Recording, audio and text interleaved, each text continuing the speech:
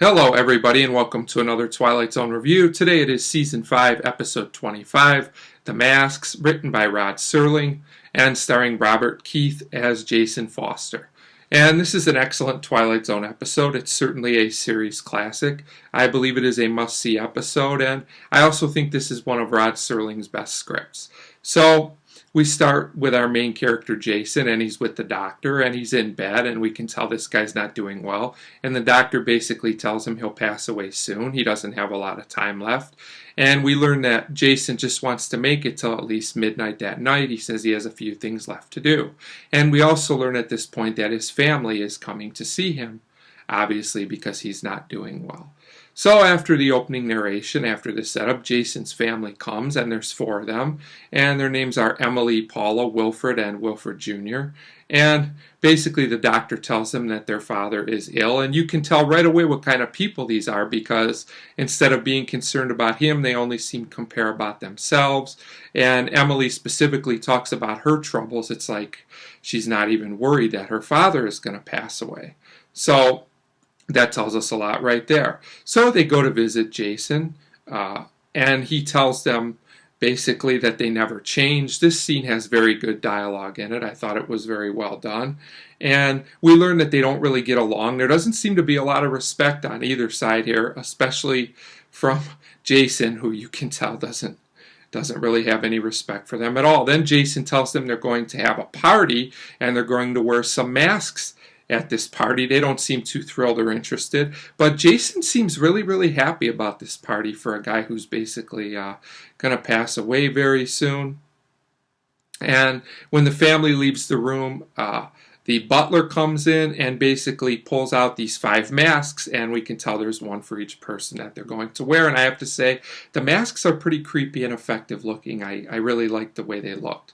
So we go to the next scene at about the halfway mark, and Paula's really complaining at this point. She says she's bored, she doesn't want to do this, it's silly, it's dumb. You can tell the whole family wants nothing to do with this party. But Jason comes in, and he has everybody examine the masks, and he gives us a little bit of history about them, and he says they have certain properties that fit, the characteristics of certain people depending on who wears them, which is interesting. So each family member basically gets a mask of their own, which fits their personality, and they're not very good personalities, I have to say. And then Jason puts on his mask, which is the last one, which he basically calls the mask of death, which is pretty creepy, and all the masks are pretty creepy.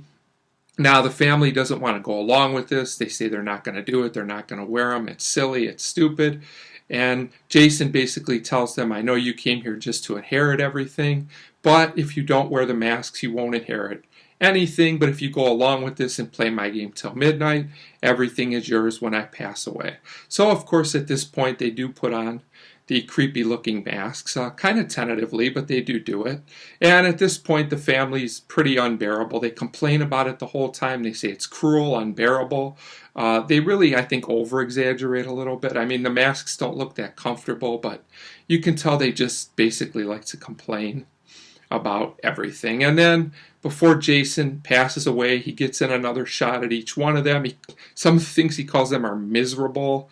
All the things he says about them are very poor. And I did think this might have been slight overkill. We already knew all these things. He already went over all this, but I guess Jason felt like he needed to do it again. And I have to say he gets in some pretty good shots. So at this point, Jason does eventually pass away, and the family's pretty happy about this. They're not sad at all. They're ready to celebrate. But when Wilfred takes off his mask, the others kind of gasp in terror as we now realize that his face is now the same face that the mask had on, the hideous-looking face. I guess hideous is a good word. The scary face, whatever you want to call it. And as each family member removes their mask, their faces are also this way. So now they have the creepy faces that were on the masks, and these are what their inner personalities really look like. So at this point, the doctor comes and basically takes off Jason's mask, who's now passed away. And it is very notable that Jason's face remained the same. It did not change under the mask, and they basically say he's at peace. But we get one last shot of the family, and we know that they are not at peace because their faces will remain this way, and they'll basically just have to live out their lives that way. They inherited everything, but they now have these faces that were on the mask. So a good, solid, and creepy episode. I would say it might be just slightly padded in a few spots, a little repetitive, but this is a very great episode that has a lot of impact, and it's pretty effective on a rewatch as well, which is interesting. So overall, an excellent episode, and I give The Masks a 4.5 out of 5. Definitely a classic, excellent, must-see episode if you are a fan of the Twilight Zone.